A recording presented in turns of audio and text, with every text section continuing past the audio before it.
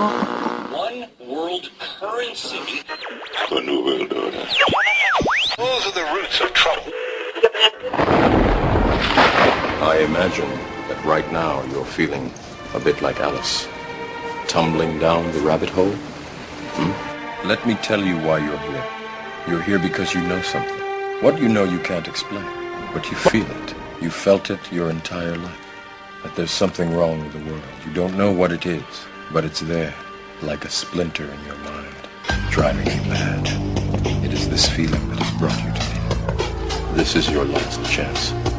After this, there is no turning back. You take the blue pill, the story ends. You wake up in your bed and believe whatever you want to believe. You take the red pill, you stay in Wonderland, and I show you how deep the rabbit hole goes. All I'm offering is the truth, nothing more. For we are opposed around the world by a monolithic and ruthless conspiracy that relies primarily on covert means for expanding its sphere of influence, on infiltration instead of invasion, on subversion instead of elections, on intimidation instead of free choice, on guerrillas by night instead of armies by day. It is a system which has conscripted vast human and material resources into the building of a tightly knit, highly efficient machine that combines military, diplomatic, intelligence, economic, scientific, and political operations. Its preparations are concealed, not published. Its mistakes are buried, not headlined. Its dissenters are silenced, not praised. No expenditure is questioned, no rumor is printed, no secret is revealed. But I am asking your help in the tremendous task of informing and alerting the American people. And now, welcome to another episode of Down the Rabbit Hole. Here's your host from federaljack.com. It's Popeye. Ladies and gentlemen, welcome to tonight's live edition. It is April 10th, 2013. As you all know, first segment is a quick, short segment. When we come back, I'm going to be diving into gun control again this evening. That's right. Can't get away from it. It's like that one fight that just won't stop. You know, after the Sandy Hook massacre, I went and took to the airwaves, and for about a week and a half straight, I did nothing but gun control broadcasts.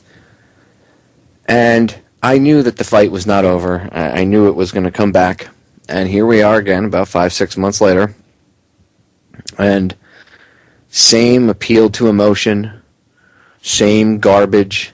Shame on you if you don't want the government to pass new gun control laws. After all, aren't you American? What, do you hate kids? You child murderer? You're a piece of trash. You love your gun?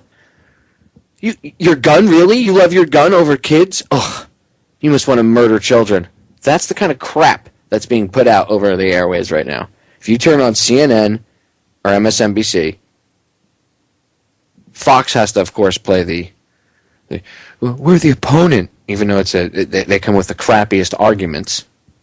They fumble over themselves, committing logical fallacy after logical fallacy themselves. But CNN and MSNBC right now are like the logical fallacy kings. Appeal to emotion. What's their favorite one? The appeal to fear. If you don't give up your guns, other kids will undoubtedly die at the hands of a gun. That gun wakes up in the morning and talks to the other guns in the house and says, we're going to go kill people today. Let's all conspire and get the gun owner to go nuts and pick us up, and then we can shoot at will. And then they'll blame him. I guess it really is a vast conspiracy amongst the guns. So the government never wants to believe a vast conspiracy, ever, with anything, except if it wants you to believe that your guns conspire to kill people while you sleep and you should get rid of them. We're going to break. We'll be right back. We are back, ladies and gentlemen. I picked a fight with Piers Morgan on Twitter today because he retweeted a breaking news headline from CNN, of course, that said it was about the story about this, I think it was a 4-year-old kid shooting, or a 6-year-old shooting a 4-year-old, something like that, with a .22 rifle. The details I've heard now, something like, I don't know, like 15 yards or something, shot him in the head. And then there was another shooting. Just both of the situations sound a little weird. We need to get the full details of what happened. But, gun accidents do happen. I wouldn't really blame the kid. I'd blame the parent for crappy gun safety skills and crappy parenting, not making sure that the kid didn't have a gun in his hand. I mean, that's whatever. But the point is, Piers retweeted it, breaking news. I happen to see it in my feed. And he was, just absolutely horrific or something like to that effect, that he, feigning, oh my God, it's just absolutely horrific. We need to ban guns. So I instantly saw it and I jumped on it. I was like, this is the universe's chance. That's why I saw it in my feed when I did. It just happened to pop up, and it's my chance to tell Piers Morgan, again, that I think he's a scumbag. So I did. I said, I directed it at him and CNN. I said, don't act sad, Piers. You and CNN will ride this accident for all it's worth to push a political agenda. You're a scumbag. And, it kind of went viral. A lot of people retweeted what I tweeted. And his followers, retards, whatever, people that agreed with him started to tweet me back. And it was all logicless arguments, just logical fallacy-filled appeal to emotion. One of them was this lady messaged me on Twitter back and says, is that all you care about at this time? Your stupid guns? Is that all you care to defend? Unbelievable. And of course it's all with exclamation points. And I responded back to her. I said, I see the appeal to emotion is working. Which she responded back with, well then you have no emotion. That was her response. I'm an emotionless cyborg. So you can see what I bring this up because I want to reiterate my point about appeal to emotion. There is no logic-based argument to any of this gun control crap. Okay, what they're telling you is horse crap. What they want to do is simple. They don't want you having weapons because it's easier to control you. If they tell you anything else, they're full of crap. They're full of it. Oh, it's just the U.S. and their Wild West mentality. I played you last night the audio from people in other countries, Australia, the UK, Canada, South Africa. What do they all say? Don't give up your guns, America. If you give up your guns, you're done. Okay? What did the British say? We were shamed into giving our guns up. What did the Aussies say? We were shamed into giving our guns up. What do you hear the president and the news media and certain politicians telling you? They're walking around telling you, shame on America if we don't do something. We failed these kids. We failed the families of Newtown if we don't do something. We're not doing enough. We need to, those poor children, they died. Those poor kids, Barbara Boxer, their little bodies riddled with bullets. And that other one, Sheila Jackson-Lee, the same thing. She's crying, oh, the poor children. That's all appeal to emotion. Every last bit of it is appeal to emotion. Playing on your emotions, because there is no real argument. There is no real argument for what they want to do. They keep talking about, we need to ban assault rifles. We need to ban assault rifles. But they've even admitted that, quote-unquote, assault rifles are only a smidgen, a small little tiny piece of the quote-unquote gun crimes that take place. Most of it's with dun-dun-dun handguns. Now, don't I recall Ray Kelly, and he's not the chief, what do they call him over there in the New York Police Department? He's not the chief, he's they're like their director or whatever, NYPD, just call him Gestapo head, Ray Kelly. I can't remember what his exact title is right now. But he's talked about the exact same thing. What has he said? On CNN with Soledad O'Brien. What did he say on Soledad's morning broadcast one morning? Not too long ago. Pretty recent. Anyone remember? He said that the handguns are the problem. The concealable handguns are the problem. Really? There's a lot of states that have concealed carry. What are you talking about, Popeye?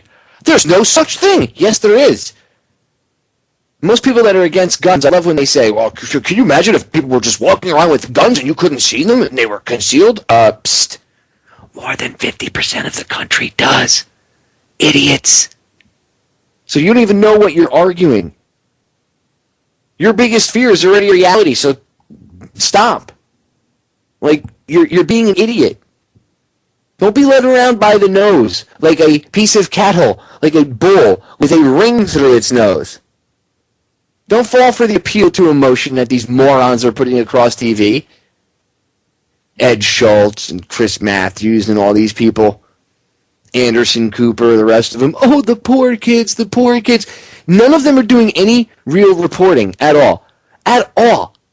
Not that reporters 30 years ago weren't in the bag, but there were still some good ones out there. Look at reporting even 40 years ago compared to now. And I know, again, they pushed propaganda to a certain extent, but look at the reporters compared to what you see now. The repeaters that they put on TV. It's all you have is repeaters.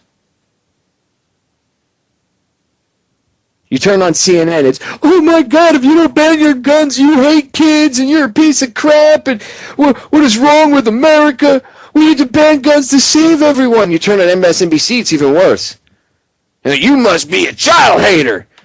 You sacrifice kids in your basement because you have a gun and an NRA sticker. Really? Really? Let's talk about who's sacrificing kids in their basements, okay? You know, if you want to go, oh, it's for the kids. Who's really hurting kids? You want to get down to brass tacks? Who are the ones that are pedophiles? Who are the ones that do all these satanic ceremonies and these little rituals out in the woods where they actually sacrifice kids? Who molests all these kids? Is it the gun owners? No. It's the very politicians that are pushing to get the gun owners' rights taken from them. Many of these politicians, these same, whatever class you want to call them, the idiot class, the scumbag class, the sociopath class, are the ones that you find raping kids. Oh, don't know what I'm talking about? Look up the Franklin cover-up, ladies and gentlemen. Yeah. Oh, it's for the kids. Yeah, it's for the kids, all right. It's for the kids. Right, it's for the kids. They don't care about the kids, okay? They rape and sodomize children. Do you really think they're worried about your kid getting shot by some stray bullet? Why is Chicago so bad? Michelle Obama comes out, oh my God, we need to ban guns. Look at Chicago. It's the gun violence is so horrible. Poor kids. Hey, Michelle, Chicago has the strictest gun control laws in the whole country. And guess what? You guys also have the worst murder rate going in the country. Okay? Good job. Good job. This high murder rate, gun crimes, and they're banned already there. So explain to me how a gun ban works and how you're going to use Chicago as a model of why we need to ban guns when banning guns in Chicago is what's exacerbating the effing problem. Hello? Hello? It doesn't take a rocket scientist to see that that's not really the answer, right? So then why would they be pushing for gun control? Because if and when the crap hits the fan, okay, they need you disarmed because then they can subjugate you and control you and herd you. And even if the crap wasn't going to hit the fan, just to be able to control you in general. See, if you're armed, you're on an equal footing with them. Then you can say, no, I don't think so. And they go, I think so. And you go, no, I really don't. See, if you're not armed, you don't even have that conversation. That conversation doesn't exist. It's their boot, your face on the ground. Comprende? Oh, that would never happen here in America, Popeye. No way. Not in America. We have laws for that. Really? You're making it happen if you support that. Now, I know most of the audience out there listening to my broadcast doesn't support retarded gun control. And you know what? Surprisingly, a lot of quote-unquote lefties or liberals, whatever, don't support it either. I know plenty of people that would categorize themselves, I guess, maybe as liberals, and they might even, I know people that have voted for Obama, and they don't agree with this. And they said the obvious. Common sense. They look at it with common sense and go, how is banning my right to own a gun going to stop some madman from killing innocent people somewhere? It's not. It's not. So it's not just the right-wing, gun-loving, nut, country hick, a-hole conspiracy theorists that love guns and that see this. It's even people that you would classify as, liberals who voted for Obama who say, this is retarded. None of this makes any sense. Everybody's got an awakening period. Everybody's got that doorway, ladies and gentlemen. I talk about it all the time. There's a doorway into everyone's mind to wake them up, let them see what's really going on. This is just insane. Anybody ever see the movie Innocence Betrayed? The True History of Gun Control? If you haven't, go look it up. It's on YouTube. Watch it. It's made by the Jews for the Preservation of Firearms. They also have another movie out called No Guns for Negroes, which I suggest you watch that too. It shows you where the original first gun control laws came from in this country. Yeah, race-based. So black people couldn't get weapons. Oh, yeah. Oh, I know. Sounds familiar. Kind of like the first laws on cannabis, too, like when they started demonizing cannabis to people. Not the tax stamp thing, but they started telling people, like, reefer madness and everything. You see how it's the same playbook? They're not very original. That's how you can start to, once you understand what they're doing, you can start to see through all of this. It's about control. They don't want you to have the opportunity of personal responsibility and saying yes or no, or I'm going to do this or I'm not going to do this. They don't want that because that leads to free thinking and that could lead to whatever, eventually the evolution of humanity. The whole point is that they're retarding the evolution of humanity worldwide. And this all plays into it. They're retarding the evolution of our minds. I'm not talking about the theory of evolution and Darwin and blah, blah, blah, blah. I'm not talking about Darwin at all. When I use the term evolution, I'm talking about stepping up a notch, like leveling up on a video game. They're retarding that process in every way, shape, or form they can because, again, as I've said before to you all, at the end of the day, they fear every single one of you. Why do you think they're creating all these laws out there? Who do you think them that the lawmakers refer to are? You. When they say them or these people, they're referring to you. They don't go to like Publix or ShopRite or Kmart or wherever, Walmart, and walk in and go, well, that person's good, that person's bad, that person's good, that person's bad. They look at the whole Walmart and go, the whole lot of them are useless cattle. They're eating all my food. They're breathing my oxygen and drinking my water, and they should be slaughtered. That's how they think. When you hear for the children, ugh. Pedophiles shouldn't be preaching to me about what's right for kids, okay? Don't come to me and try to tell me it's for the kids' safety after all, when, again, you are the ones that kidnap them and smuggle them off into mansions and rape them and do all sorts of horrific things to them. Pedophiles and child rapists should not be offering advice on how to protect children. We're going to break. We're back in a few minutes. More gun control mania when we get back. We are back, ladies and gentlemen. And it's just disgusting to turn on the television. I mean, well, it's disgusting to turn it on any time, really, when you understand what's going on. But it's disgusting to turn it on right now and see all the just garbage. And I mean, it's appeal to emotion. Show after show after show after show. If you do not understand what I'm talking about, don't feel, like, oh, I don't understand what he means by appeal to emotion, so I'm just going to, stop, I won't say anything. No. Go educate yourself about logical fallacies. It's going to take some time. This is actually stuff you should have learned in school. A good debate class would have taught you this. You need to understand what a logical argument is. And then when you see how they bring across what they call, quote-unquote, news, you'll understand that it's really not a logical-based argument by any means and at all. It's all crap. Everything is fear, fear, fear, fear, fear. The government is here to protect you. I mean, that's not news. That's propaganda. Ladies and gentlemen, if you were on the outside, if you were in a foreign country watching this go on in the United States, you'd be saying, I don't understand why these people in the United States and America, of all places, are not pulling their heads out of their butts. Do you people not see what's going on?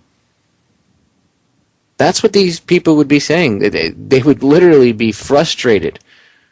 And that's what the world is. They're frustrated with us. If you were on the outside looking in, you'd be frustrated. And you wonder why people look at us and say, man, you Americans are nuts. And of course, some of that is brainwashing, in other countries, blah, blah, blah, blah, blah. But seriously, from an outsider's perspective, if you look at the way we're allowing this to go down, how many people are in the UK, we'll say, and they're watching what's going on with our police state encroaching on us here in the United States, and they're going, hello, why are you not listening to us, America? And people in this country are too busy, watching Dancing with the Stars or whatever. And then when they turn on CNN to get news, who do they get it from? People, talk show hosts, people that that either were or are talk show hosts, people that were the hosts of music program or whatever you want to call it music, but whatever programs feigning to produce music. He was Britain's Got Talent, the version of America's Got Talent. I'm talking about Piers. Anderson Cooper had a daytime talk show for like 2 years, like an Ellen DeGeneres type talk show. And this is who the serious news anchors bringing you news are. They do that to strike up an emotional bond with these people. So then you sit down and you start to trust what they have to say. Piers sounds respectable to some people because he's got a British accent. He doesn't have 3 brain cells that are triggering working coherently in his head. And actually, I shouldn't say that, because that's not true. Piers is actually very smart. A lot of people bash him and they say, oh, he's stupid. No. He's very smart. The guy's not stupid. He's playing a game. He knows what he's doing. He reads off his little cue cards. He knows he's a talking head. That's all he is. What did Jones call him? A hatchet man for the New World Order? I can concur with that. And, I think it's funny because Morgan runs around CNN acting like, well, I'm the cat's meow. I'm a British tart, and I'll tell you how to live in your country, America. And he tries to school everybody, right, about being violent. Here's a little news clip from when he was the judge on Britain's Got Talent. Listen to what he says about the contestants. Situation, you've got Clarkson, Trini, and Ian Hislop, all on Britain's Got Talent. They all do their respective kind of things that they're supposedly famous for. Clarkson perhaps ranting about green credentials, Hislop the sarky jokes, Trini talking about what you guys are wearing. How do you mark them? How would you scale them? And what would you say? What I'd do is I'd replace the buzzers with a machine gun and just take them all out and do the public a massive favour. What I'd do is I'd replace the buzzers with a machine gun and just take them all out and do the public a massive favour. Oh! Really, Piers? You would replace the buzzers with a machine gun and take them all out and do the public a massive favor. So, you're not only talking about a mass shooting, but you're actually talking about murder of people that you know. So would that be premeditated murder? Could if you did kill them, could you be charged with premeditated murder, like planning it out? Because obviously there would have to be forethought because you changed the buzzer with a machine gun. Not very proper of you, Piers. I thought guns killed people. I thought it was, after all, for the safety of the children that people need to give up their guns, right, Piers? Oh, that's right. You weren't sitting at your little CNN desk with your little cue card stack in front of you and the producer screaming in your ear. Two-faced piece of garbage. To the woodshed with you, Piers Morgan. We'll be right back. The drive of the Rockefellers and their allies is to create a one-world government, combining super-capitalism and communism under the same tent, all under their control. Do I mean conspiracy? Yes, I do. I am convinced there is such a plot, international in scope, generations old in planning, and incredibly evil in intent. Congressman Larry P. McDonald, 1976, killed in the Korean Airlines 747 that was accidentally shot down by the Soviets. And if you go do a little research, you'll see that that was a favor that was done for the powers that shouldn't be, because Congressman McDonald had to go. Because at that point in time, you couldn't be talking about things like that. Oh, I know. It's a conspiracy theory, Popeye. Oh, no, it's not a theory. It's a conspiracy fact. Conspiracy exists. If you and your buddy plan to go rob a 7-Eleven, and you do, and you get caught, you two will be, probably, not even probably, I'm willing to bet money that you'd be charged with conspiracy. I don't even say the word probable. I would say it's more than probable that you would be charged with conspiracy to commit robbery, amongst a slew of other charges, whatever they could nail you on, but conspiracy to commit robbery would be one. Or if you and your buddy plotted someone's murder, well, that's conspiring to murder somebody.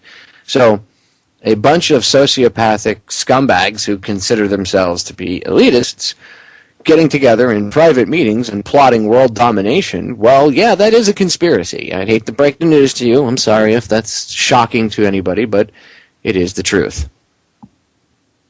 That's why they want you disarmed. That's why all of this time and effort and energy is put forward into appeal to emotion, getting you to be ashamed of yourself and turn in your weapons. Look, it's much harder for them if they have to go door to door and start yanking people out of their houses and pulling guns, right? So not only do they have to win the battle where they actually have to get the law passed, but even if they got the law passed, the law, just because the law is a law doesn't mean it's enforceable by any means. So what they have to do at the same time is it's a battle for your mind, ladies and gentlemen. They get you to feel ashamed through logical fallacy-filled arguments, which really aren't arguments at all, because a real logical argument that wouldn't resort to the kind of crap that they resort to. Obama is flying the families, and I think he did this already. I heard this yesterday. He either did it or he will be flying the families from Sandy Hook on Air Force One with certain senators and congressmen to have the families sway them to pass laws to take away your gun rights because their child was killed. You shouldn't have a gun, and that's only fair. Okay, well, if that's the case, then, okay, that's fine. But then I should have there should be some sort of reciprocity, right? I mean, if you're going to take my gun, then I guess they should be punished themselves, right? Because I'm not the one that sent their kid to the school where there was a possibility that somebody at that school was going to come in and shoot them.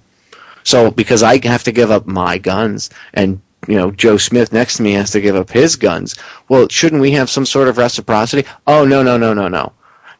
They've already lost enough, Popeye. You have to do what's right. But how is me giving up my guns right and how does that make what happened right for these people? It doesn't. Those people are being played too.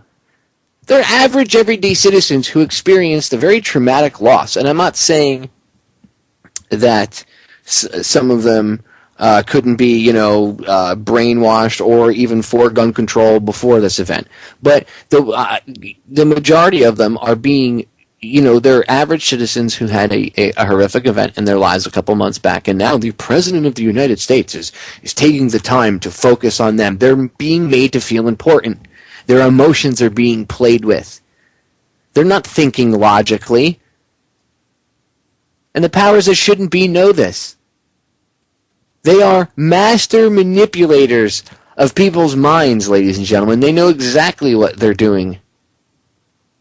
This is a huge game of chess. This isn't a one-dimensional board. That's one of the biggest problems people have when they sit down and you finally get them to start understanding that things aren't as they seem, and they say, well, if I look at it the way you're telling me, it just doesn't make sense, because if it's like this chessboard, then how is it me versus them and blah, blah, blah? I mean, it's a single level. Well, I don't know what kind of chessboard you'd call it, but picture a multi-leveled, multi-tiered chessboard with players all over it. That's what's going on, ladies and gentlemen. Okay, they cannot get away with what they want to get away with if you're armed and you're well informed. Why do you think there's a push to take away the internet? Why do you think there's a push to take away your guns? They're pushing to take away every freedom that you have. There's a common theme here, okay? Every freedom that you have, personal choice, is being taken away from you. Now, why would they do that? I mean, anybody that looks at any situation with common sense would know that personal accountability and personal responsibility are like the number one most important thing, or well, number one and number two, even though it's kind of the same thing, most important things to handling any situation. I mean, if you start to put personal accountability and taking personal responsibility for things in your life on a small level, it emanates out on a bigger level to the rest of the world, and then other people start to do it, right? I've talked about this bazillions of times on air. If you want to go listen to my older broadcasts, I've said this at least 200-300 times. So why would the powers that shouldn't be want to take away your personal accountability, take away the urge, or even the knowledge to take that? Why would they try to breed that out of you and literally breed into you the need to be dependent on them? Think about that for a minute. I told you last night, right? I equated our relationship with the government to a bad relationship in your personal life, whether it be with a man or a woman, boyfriend, husband, wife, whatever, girlfriend, whatever. You have this bad relationship, right? Where this person in your life will say, we'll say the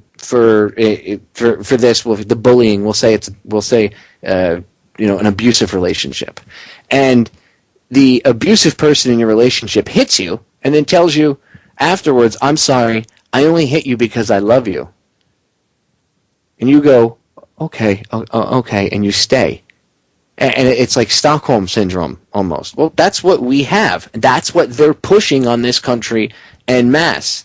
I just saw a commercial this morning. Food stamps strengthen America. No, they don't. My wife used to be eligible for food stamps. And she actually still is, depending on the wording, which is ridiculous. But she decided to stop using them. And she used them for a little while to help get on her feet and stuff years back. But my wife won't take them, and neither will I. Even though, this is the funny part, they tell me as a disabled veteran I could go get food stamps, and then I knew that they weren't going to give them to me. But I was like, watch, I guarantee you they deny me. So I applied for them and they denied it because they said that on my disability, I made too much on disability to get food stamps. But they give food stamps to people that make more money than me with a regular job. I live off of a small disability check. See what I'm saying? It doesn't strengthen America. It's all a scam. Okay, they want to get as many people as that. Why? I don't know. Why they would screw around with certain people and not give them to certain people and only, target certain individuals. Now they give them out like they're hotcakes, and she doesn't want them now. But when they started screwing with her years ago, it got her away from that. She was able to realize that it felt good to not be weighed down by that, because that was kind of like a weight on her. Because in a way they control you. And when you go to pay for your food, if you have any sense of pride in yourself at all, you look at yourself like, I'm using I'm using the government thing. Ugh.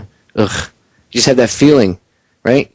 Well, she was able to understand that and focus on that and realize that that's a method of control.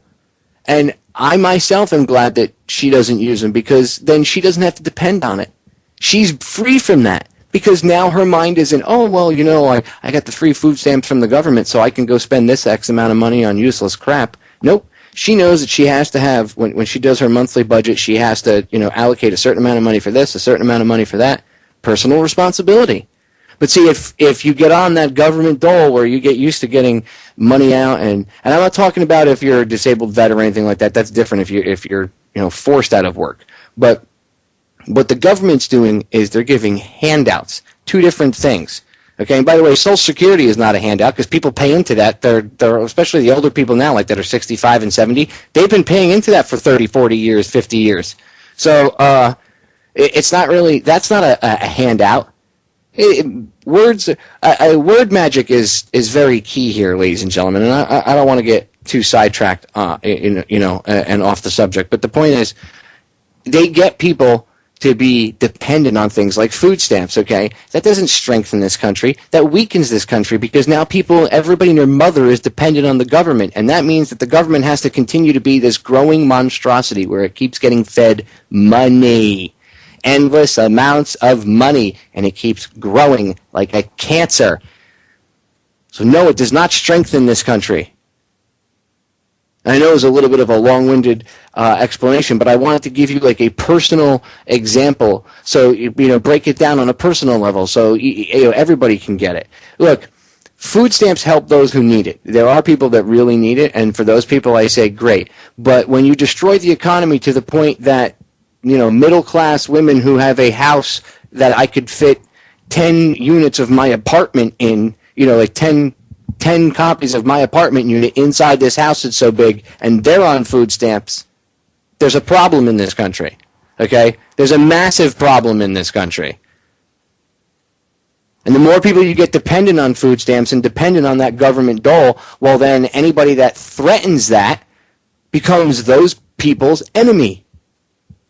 And then you can control how people vote because then they start to get worried about, oh my God, you mean this sequester is going to affect my food stamps? Oh my God, even if it's not true. They'll just say it is. They'll come out and say, use scare tactics. Oh my God, you're not going to be able to eat next week because of the Republicans. And if it was the Republicans that were trying to push something, then it would be, oh my God, you can't eat next week because it's the Democrats. They never actually get to the cause of the problem, do they? They keep throwing symptoms back and forth at you. Well, maybe it's this. Maybe it's this. This is the reason. No, it's their fault. This is the reason. No, it's their fault. But they never actually tell you what the reason is, do they? They never really get to the root cause of the problem. No, they don't. The root cause of the problem is they want to control you. Okay? There's the root cause of our problems. They want to control all of us. And in order to do that, financially, they have to destroy things, right? Economically. They get you relying on things like food stamps. They take away guns. They scare the crap out of people. And again, they can't go to people's doors to get them to give the guns in or to take all the guns from everybody. That would just result in a civil war. So what they do is they shame people to come turn their stuff in. In the Constitution, there's a little back door that you literally can contract your way out of your rights that are protected by the Constitution, or enumerated by the Constitution, I should say. You can literally backdoor contract your way out of that. Well, guess what you're doing, ladies and gentlemen?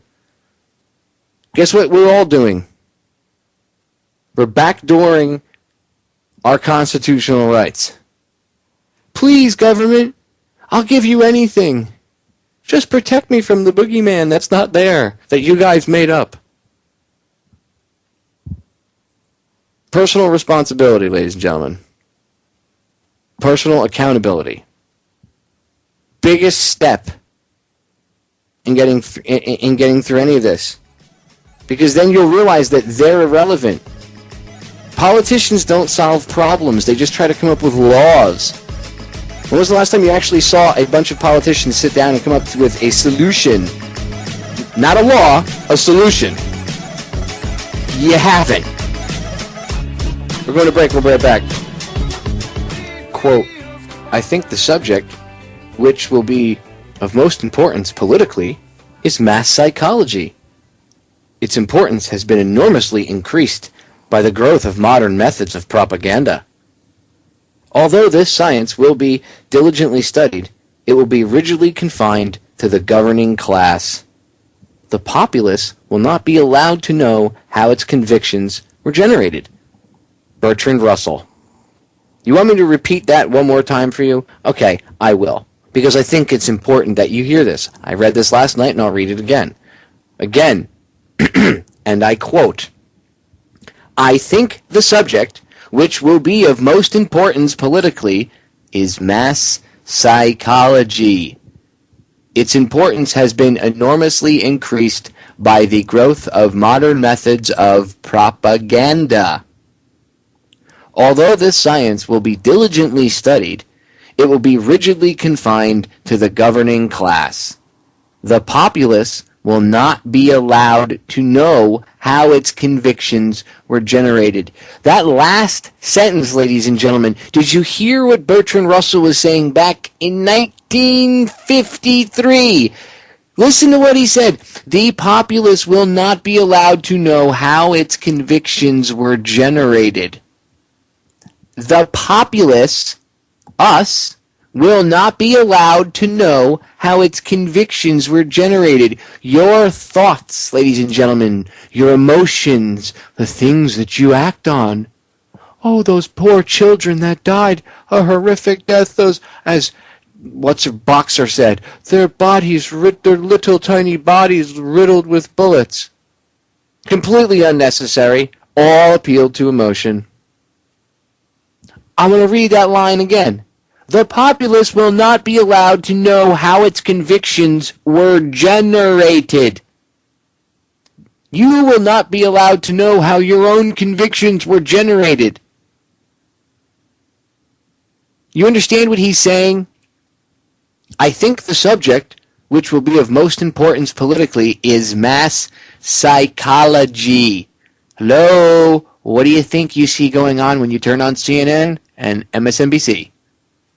Mass psychology. And Fox News, too. And ABC and PBS and CBS and the rest of them. They're all scumbags. Its importance has been enormously increased by the growth of modern methods of propaganda. Cable news. Mainstream media. Although this science will be diligently studied, it'll be rigidly confined to the governing class. The powers that shouldn't be. The populace will not be allowed to know how its convictions were generated. Bertrand Russell. That's right. Because you're too stupid to know how your own thoughts are being manipulated. You're too dumb, don't you understand that? It's for your own good after all. They know what's better for us. We're all too stupid. I bet you wake up in the morning and you sing the praises of the government while you're brushing your teeth, right? You say, thank God for government. If it weren't for them, I wouldn't have nice white teeth with all the fluoride. Right? You must sing their praises. Thank God for them. It's for our best interest, after all. Of course, I'm being a facetious prick. No, you don't get up in the morning and sing the praises of your government and how great they are. If you do, and you've been taking too much Prozac and the fluoride is working. Ladies and gentlemen, we shouldn't be looking to an outside source to save us, okay? And that's what they're getting you to do. They're getting you to believe in this appeal to emotion, and then they get you to look to the outside source. See, the problem is the people themselves. So you can't trust your neighbor because he doesn't know any better. He's just an idiot, gun-loving retard. So you have to trust us because we're Congress, we're politicians, we're bloodsuckers. We're here to help you. Except Feinstein and the rest of these politicians don't know their butts from a hole in the ground. So they literally can't tell you what PTSD is. Feinstein, on an earlier broadcast about 3 weeks ago, you could find it in the archives, Feinstein thinks PTSD comes from the Iraq War. She thinks it's a new thing and that nobody's had time to research it. Now, she's right about one thing, that they don't quite understand things. That's because the people that are researching it are idiots. Not all of them. Take that back. Just the researchers that are giving her research are idiots, because whoever told her that PTSD came from the Iraq War... battle fatigue, as it used to be called, or other things, goes back at least to ancient Greece. But hey, I mean, I'm just a student of history. And the other one didn't know that you could reload magazines. One of the sponsors of the hard capacity magazine ban didn't know that you could reload them. This is Sparta! These are the people we're going to solve our problems. No. All right, ladies and gentlemen, we'll be back in a few minutes with hour number 2. Do not go anywhere. Ladies and gentlemen, we are back with hour number 2 here on tonight's live edition of Down the Rabbit Hole. It is April 10th, 2013. I am your host, Popeye, from federaljack.com. And in hour number 2, I am going to continue to show you how propaganda is used against you. I'm going to get into a little bit of the gun control debate by showing you later on some laws that are, or some examples of how gun control laws actually kill innocent people. But I think it's important to stay on this for a second, because I could come out and run around and say, oh my God, this gun fact and that gun fact and blah, blah, blah, blah, blah, blah, blah, blah, blah, blah, blah, blah. But I would just be adding to the chaos of the argument. I would be responding to a lot of their non-arguments. And rather than put out, if you could visually see, like the arguments on both sides, it would be this cluttery mess, right? If you could have a visual of it, if there was a physical form that it could take, it'd be this big clutter. So rather than partake in that clutter, because then people are going to, my argument might get mired down by someone else's, point back against it. Even if it's not a valid point, you get mired down in the crap. That's how the game is played. No. I'm much smarter than that. And I want you all to be on the same page, because it doesn't take a rocket scientist to see this. Take a step back and look at the argument itself and see if the argument's even valid. And if the argument's invalid, you don't engage in it. See, that's why people would engage you with an invalid argument. They would come at you with something to try to distract you. It distracts you, and it keeps you from hammering the point, the true point of the real valid argument, home to anybody that might be listening. Because that is, after all, the point of a debate. It's not only between two people, but it's for everybody else that's listening, right? It's to have two sides, or at least maybe even more,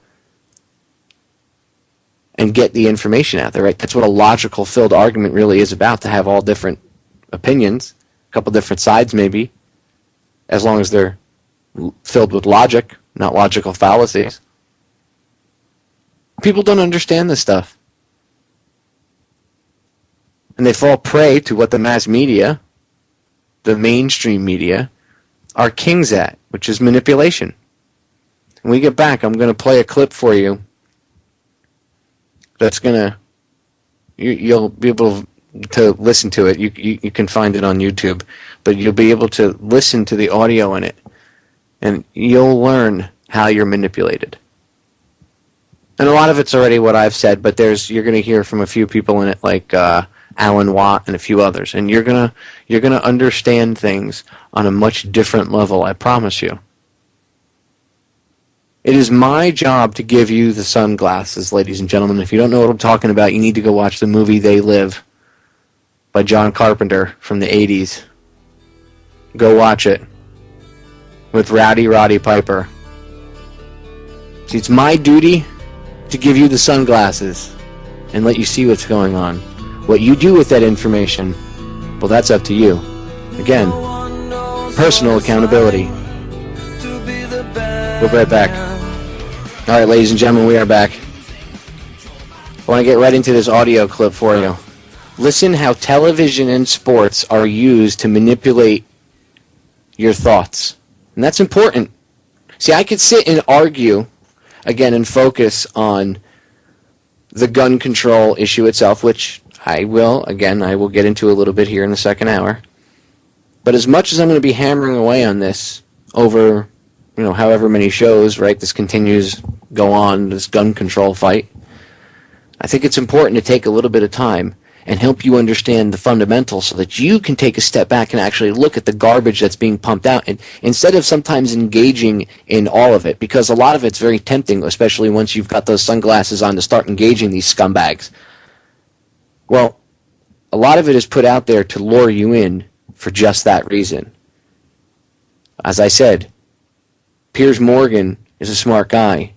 When Jones went on his broadcast, I think that whole thing was a setup against Alex to use Alex as a frame-up that anybody that talks about conspiracies or gun control or anything is a nutbag, and look, you have a visual representation because this guy is getting all angry. Okay, Piers was very abnormally quiet, didn't start a fight with him. It wasn't because he was afraid of Jones. It's because he was setting him up. He's smart. Now, why would he do that? Well, because it's all about how they frame the argument. It's about how they frame it to present it to the audience. Remember that. Now, let's listen to how television and sports are used to manipulate people's minds and control everybody. Bringing entertainment to thousands of people. Through its magic, we are able to enjoy a combination of the radio, motion pictures, and the stage, right in the comfort of our own homes, simply by pushing a button and turning a dial. These cells with their electrical charges are scanned by a stream of electrons, completing 30 pictures a second. Compare that crude picture with these of today, and you can judge for yourself how far along the road to perfection television has traveled. Most people still today think that all entertainment to do with movies, drama, is therefore nothing more than their entertainment. It never ever was that case. Of course, television can't perform such miracles as this, yet. But perhaps there's no harm wishing that it could. The greatest social messages are promoted through movies and drama, high drama, through the fixation of emotive sequences, emotional sequences, not logical, factual sequences, but pushing points across in an emotional way which register and fix in the mind. So emotional content is very, very important, rather than going through an actual discussion or an argument using logic and facts. There's no debates. And when you're being downloaded through fiction, your guard is down, the sensor part of your brain is not in action. It isn't saying, yes, I agree with this, I disagree with that, as you would in a debate or a lecture. You're actually in an alpha state, being completely downloaded with new ideas. Throughout history, social engineers have refined techniques designed to control large populations. About 100 years ago, this big organization with many branches, they wanted to rule the world basically using Britain as a nucleus of a system, an embryo, which also was going to be joined with the US under the Anglo-American establishment, wrote about the kind of culture and the changes of culture over a 100-year period that they would actually design, implement, and bring in. And H.G. Wells talked about it too. He talked about arenas. He says arenas could be put up across the world for sports, for instance. Now, at that time, sports was something that children, school children were into. Adults became adults and got onto adult things. So it was unimaginable at the time that people could actually believe that there was even a need for adult sports and entertainment, never mind having arenas built across the world. But he said we can do this, and foist basically a sports culture for the males. Using a tribal system, we're all tribal to an extent. That's why we even bother to vote for a tribal leader. This is well understood. That's why we're supplied with these leaders. And because the average man was to become more disengaged from his own destiny, as the expert class arose, it was decided that the males would get their outlet, basically, gradually becoming helpless as males through sports. Therefore, they'd have a tribal team they could identify with. They could cheer them on as they were winning. In their own personal lives, they were getting nowhere. They were getting disenfranchised in a sense as experts took over decision-making for them in all kinds of fields. So this was psychology at use, planned before they even implemented the sports. When radio came along, of course, they used that to the maximum. Sports for the men, soaps basically for the women, and then in came television, as I say, with its alpha state, its hypnotic state. And sure enough, around the 1960s, really, 50s and 60s, it took off. It really, really took off. And men became glued on Saturday nights to the sports shows. A culture industry, which is called by its own the culture industry. The Soviet Union had a department called the culture industry. Their actors and directors were called the cultural leaders, because they would, like a computer, people like computers, all you have to do is keep giving them new updates every so often, and you can change an entire country or a nation or a block of nations who are all getting the same upgrades at the same time along certain paths. Today we call it political correctness. Most people want to belong to their peer group. They want to be the same as everyone else when it comes to opinions. In fact, they judge their own personal sanity by bouncing ideas off their neighbors and friends who will answer back and agree on these same topics in kind. It doesn't matter if the topics or what you're getting are facts or utter nonsense, as long as everyone agrees at the same time. You'll say, well, I'm sane, and your friends will all agree because they've had the same information given to them. But they've been programmed. And I'm sad because I know that it's hard for people like that to take an interest, a serious interest in world affairs, to take a serious interest in what their elected officials are doing.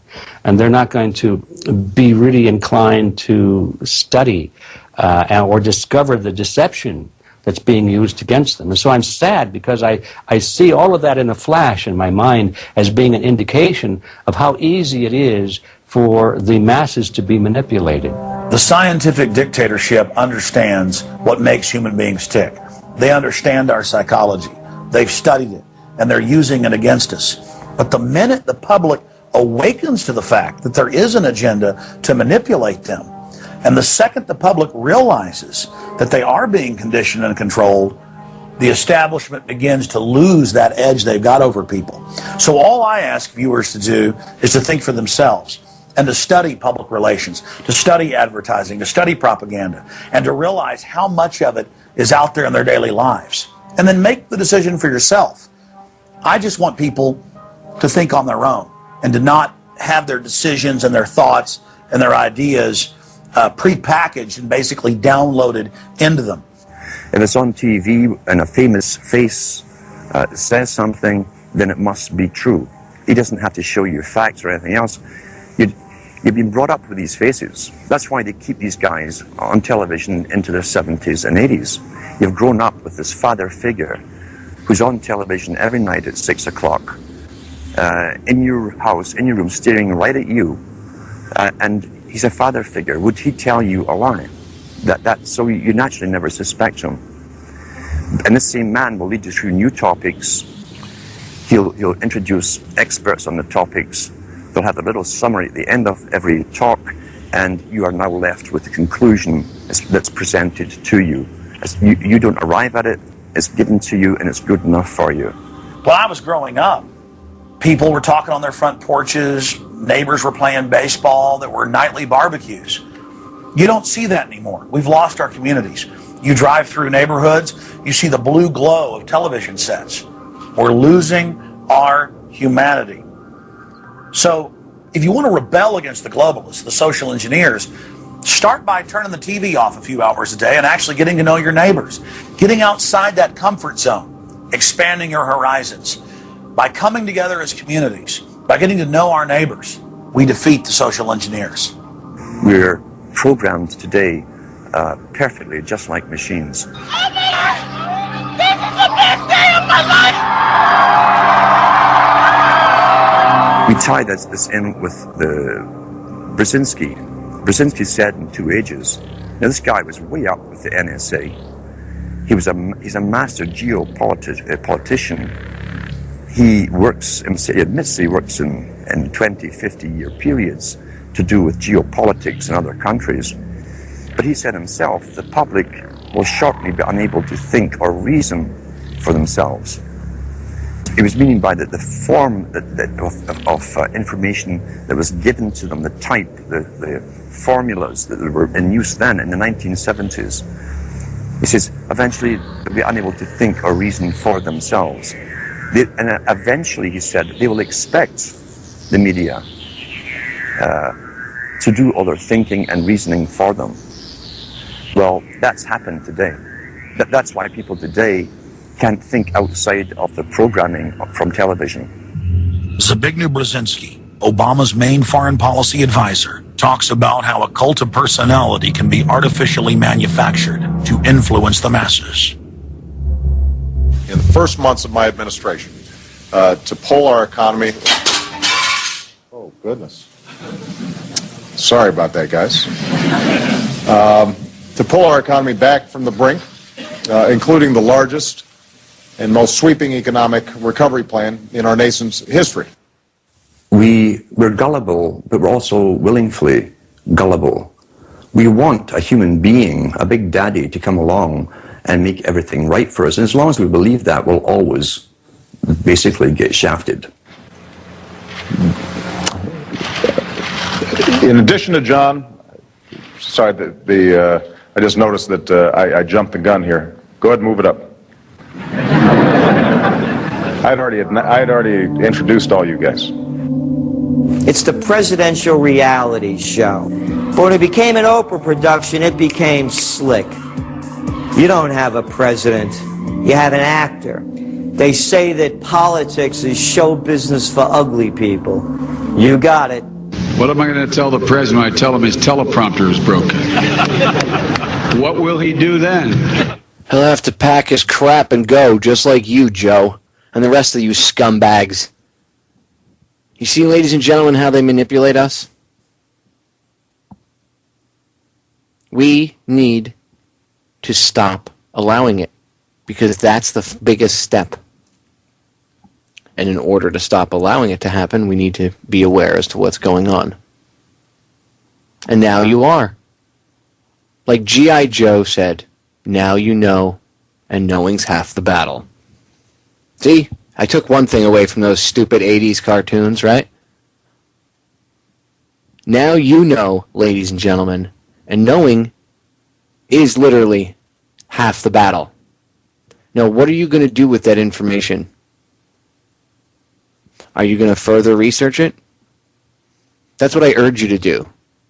I don't want you just to take away information from this broadcast nightly and then say, well, Popeye said it, so it must be true. No. It's not the proper way to do it. Don't believe it because I tell you. I want what I tell you to pique your interest, but I expect all of you to do the research yourselves. That's the only true way that any of it will actually have an effect on your brain and it'll actually take hold. Trust me, I speak from my own personal experiences. All right, we're going to break. We're back in a few minutes. Don't go anywhere. All right, ladies and gentlemen, we are back. Short segment. We come back from the break, because like I said, this is a short segment. We come back from the other side of the break and we come back into the longer segment. I'm going to play the audio that I did promise you from Stossel that he put together. It's called Gun Control Laws That Kill. And it is a good piece of audio for people to hear. One of the ladies who will speak out, Susanna Grasha Hupp, some of the listeners might be familiar with who she is, but you'll get a chance to hear her story and all the other people's stories as well. And they are victims of crimes who say that if they had guns, or if the gun control laws on the books, rather, had not taken away their rights to protect themselves, that the outcome would have been drastically different. Susanna Grasha Hupp, her parents were killed at Lubby's drive-in. It was like Lubby's Cafeteria, whatever it was. It was like a cafeteria restaurant type thing in Texas. And this nutbag, I believe it was back in the 80s, it was late 70s, early 80s, drove his pickup truck through the front entrance of Lubby's and then got out and proceeded to start just executing people with his handgun, just walking up and just acing people, just pop, pop, pop, and that was it. And she had a gun on her, but it was not on her. It was in her car, which was about, I don't know, 100 feet away, and she couldn't get to the gun, and she had to leave it in the car because recently a new law in Texas had made it so that, it would have been illegal if she had been carrying it at the time, and blah, blah, blah, blah, blah. So, to this, and you'll hear, I'm not blowing the story off like it's not important, but you'll hear Suzanne go into detail about her story. But the point is, she doesn't blame. I mean, she's obviously pissed off to a certain extent that the guy, the nutbag, killed her parents. But she's not really mad at him. She doesn't blame him because, she understands he was crazy. It's like getting mad at a lion for eating a gazelle. A lion is a lion. Lions will be lions, right? So the guy was crazy. Obviously, you can't stop crazy. You can't legislate away crazy. But who she is pissed off at is the legislators who legislated away her right to defend herself. You see, bad people are going to do bad things no matter what, ladies and gentlemen. You can want to stop them. You can have the most, well-intentioned notion of not wanting children to get hurt. You can have the most well-intentioned notion of not wanting another single innocent victim of gun violence. The problem is, if the gun wasn't used, it would be something else. Australia is living proof. They banned the guns, and then what happens? Well, they still have gun problems, but now they have home invasions and robberies and suffocations, and the same thing in the UK. Different types of assaults are up. They go, well, the gun crime is down. Gun assaults are down. I love when Piers Morgan and the rest of these morons come on and they love to say, whoa, look at the numbers. Gun crime is down. Well, yeah, if you ban guns overall, of course, there's the, gun crime numbers are going to go down because you're manipulating numbers. First of all, what do you guys consider a crime? Do you consider self-defense a crime? So was that included back when people did have access to the firearms? A lot easier, right? But the gun crimes, even if in certain areas a crime with a gun goes down, well then the crime with axes, knives, bats, pipes, suffocation killings are going up. Yeah, being suffocated with a bag over your head is much better than perhaps being able to defend yourself with a gun from someone else who has a gun. And maybe the shootout will be 15 to 20 feet away. Yeah, I think, I'd really rather get suffocated with a shopping bag. Yeah, because that's intelligent. Not, said no one ever. Doesn't make any sense. So, but they don't tell you that. They don't tell you that home invasions and beatings and all that stuff went up. They don't want to tell you that. Look, crimes involving guns are down. Well, of course, because maybe it's a little harder to get guns, but they still get them. Obviously, because they're still quote-unquote gun crime. So by definition, your little ban didn't work, did it? You see, if bans actually worked like the way that they theorize that they do, then instantaneously, as soon as you ban guns, right, wouldn't all the bad guys not have access to guns? Oh, that's right. The bad guys don't listen to the rules anyway. I forgot. How silly of me. I thought the bad guys listened to the law. I mean, again, murder's been illegal for how many years now? Pretty long time, I would say, and yet it still happens. We're going to break. We'll be right back. All right, ladies and gentlemen, we are back. Final long segment of tonight's broadcast. We still have, 2 more segments, this one and one more, but this is the final long one, and I want to be able to get in the full audio for you because it's about 10 minutes, but it's a clip from Stossel titled Gun Laws That Kill. And I want you to hear this because this is actually people who have been through horrific shootings, and they have a different take than the appeal to emotion that is perpetrated by CNN and MSNBC on a daily basis. Your brain and your emotions are being bombarded by only one side of the argument. So Let me present you with the other side of the argument by people who have been through it. Just having a gun to defend yourself puts us all at danger. Organizations like the NRA, which are trying to increase deaths by gun in this country. Violence is always going to be part of it if guns are available. That made sense to me for years because it's logical to think that if more people own these, there'll be much more gun crime. Also, I live in New York City. There are a lot of people here. If just some of them carried guns, I assumed there'd be gunfire all the time. After all, if a couple gets into a fight or people get into a car accident, if they're armed, instead of just shouting at each other, they might shoot and kill each other. That's why it's a good thing that I now am not armed. Except, what if the mainstream media, as so often happens, is wrong, or at least missing the point? What if more guns means less crime?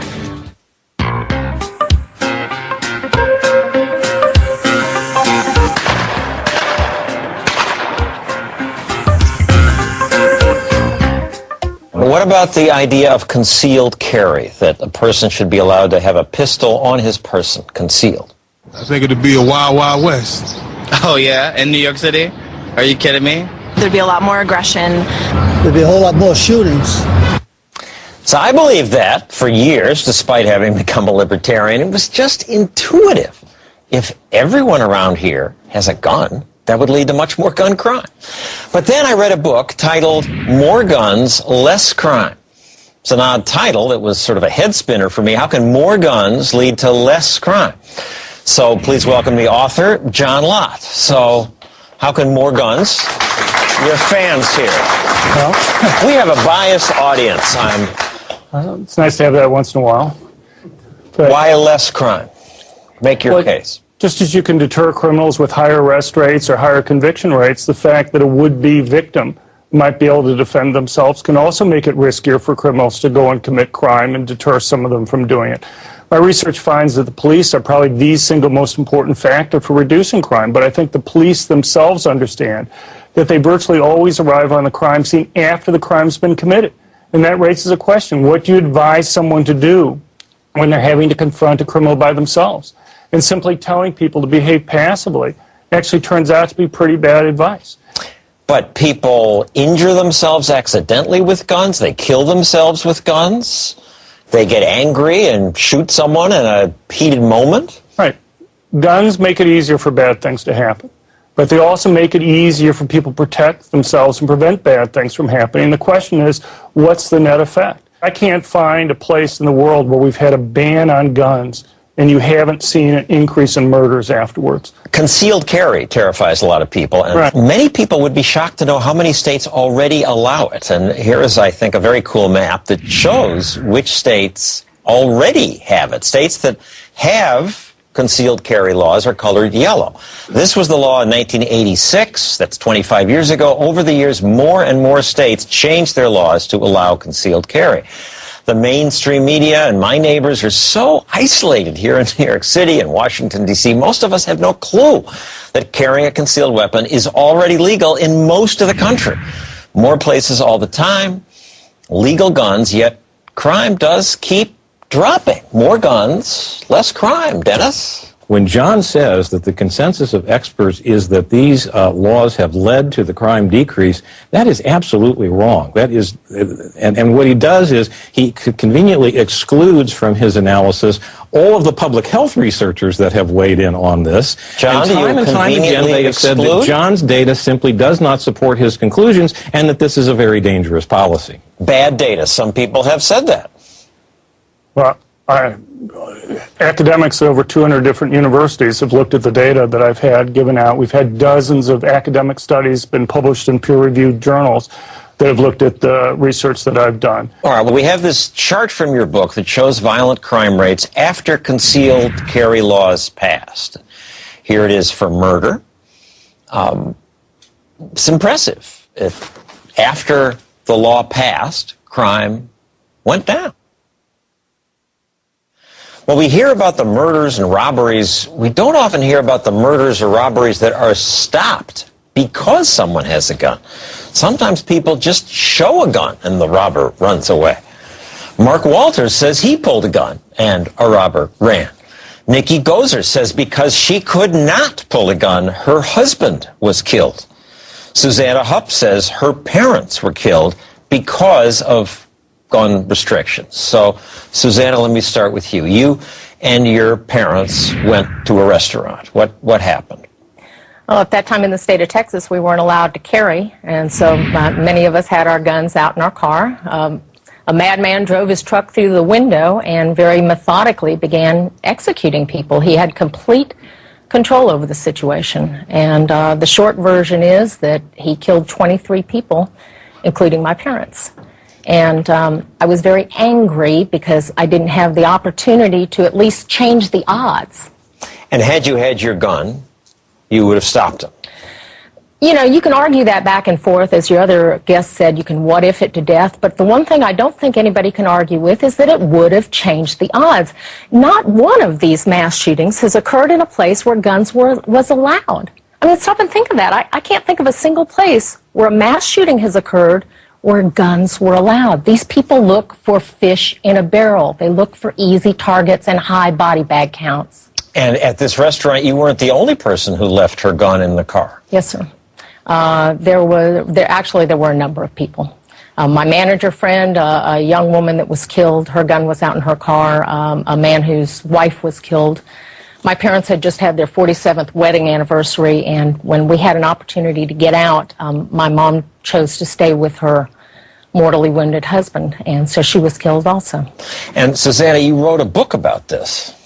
Yes, sir. I wrote a book about that detailed the event, and it also, quite frankly, is intended to convert people who are maybe a little squishy about guns, because I'm not a hunter, I'm not into blasting Bambi. But Blasting Bambi, your book title refers to the legislature. What happened? we actually changed the law in Texas immediately before I got in, and we've made several improvements since then. Nikki, what happened in your case? My husband, Benjamin Goser, was murdered right in front of me by a man who had been stalking me. I'm a right-to-carry permit holder in Tennessee. You had a gun for your safety? Yes, but because of Tennessee state law, at the time, I had to leave my loaded, permitted, legal weapon locked in my vehicle that night. The Tennessee law said you can't take it any place that serves alcohol. That is correct, but the man that murdered my husband brought one in, and he did not have a handgun carry permit. Criminals don't care about the law. And had you had your gun, you think you would have been in a position to stop him? I believe so, and like Susanna said, you know, at least we would have had a fighting chance at being survival instead of just being pure victims. And you talk about the gun being the great equalizer. Yes. If you really think about that, you know, a bad guy doesn't even have to have a weapon. You know, I'm a little lady. All it would take is a 250-pound man with his bare hands to overtake me. Yes, it is an equalizer. I mean, you think of men carrying guns, but you think it's more important for women. Absolutely, and especially a woman that may have a stalker. Mark, what happened to you?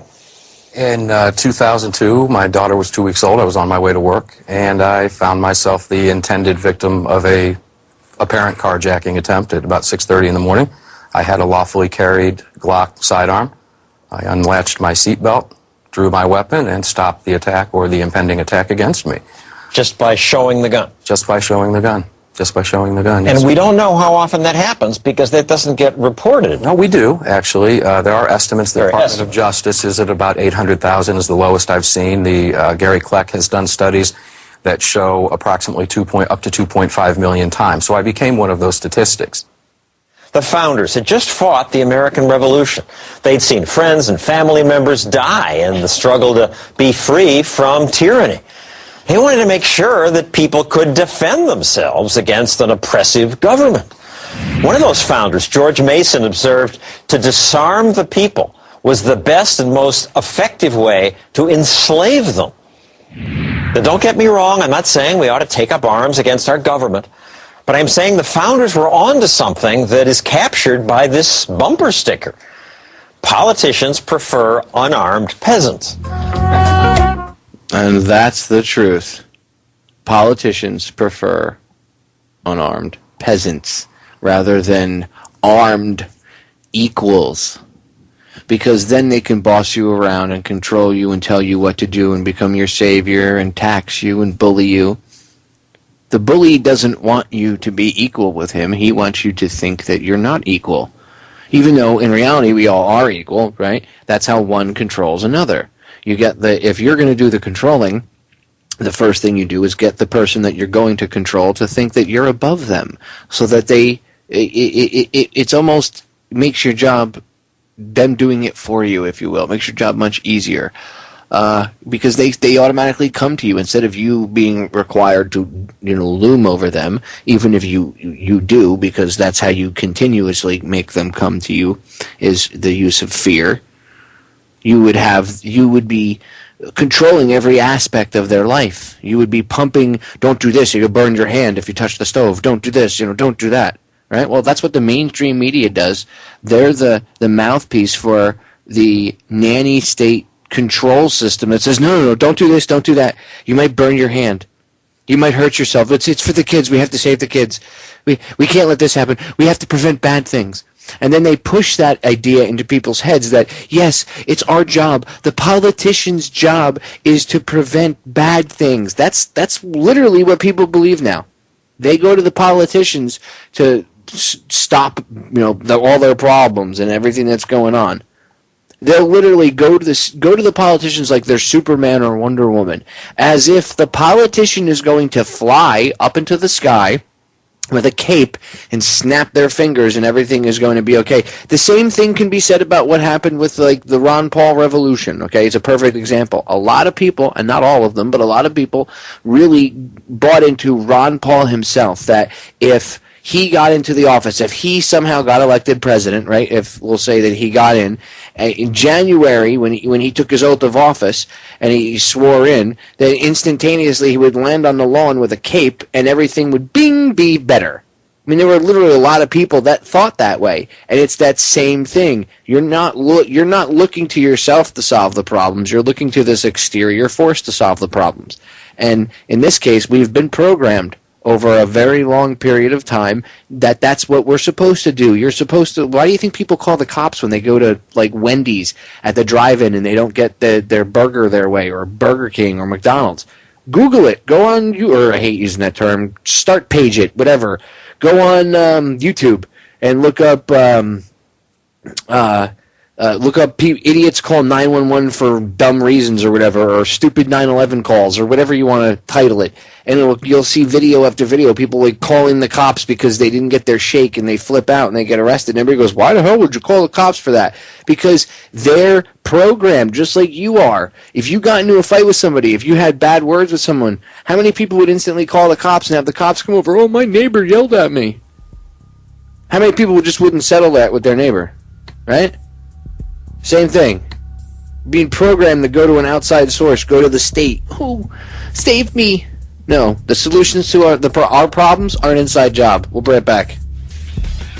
Ladies and gentlemen, we are back. Final segment of tonight's live edition of Down the Rabbit Hole. I want to thank you all for tuning in. And I am the worst at plugging my own stuff, so let me get this out there. And I want to also plug Unbound. That was a mouthful. First, let me plug Federal Jack. If you want to listen to my older shows, past 2 years of broadcast, you can go over to federaljack.com. My archive section is right on the right-hand side of the page. You'll see a little widget for it. Click it, and it'll bring you to the page. You can listen to the past 2 years of broadcasts. And my newer ones here at Unbound are also listed up there, too. I put the shows up there by date. With a title and then a link back to wherever they're housed. Some of the older ones are only on YouTube. The newer ones are on YouTube and Federal Jack. And then the newest stuff, since I've been on Unbound here, are all available right now on Unbound. But if you go to Federal Jack, there will be links for each show, for each page and posting for the broadcast over on Unbound. So it's all there. You can check it out at federaljack.com. Follow me on Twitter at FederalJack, or at DTRH_Popeye, DTRH_Popeye. Those are the two Twitter accounts. Facebook, FedJack is the fan page, FedJack for the website. And then also make sure you check out on Twitter while you're there. Look up Unbound Radio Net.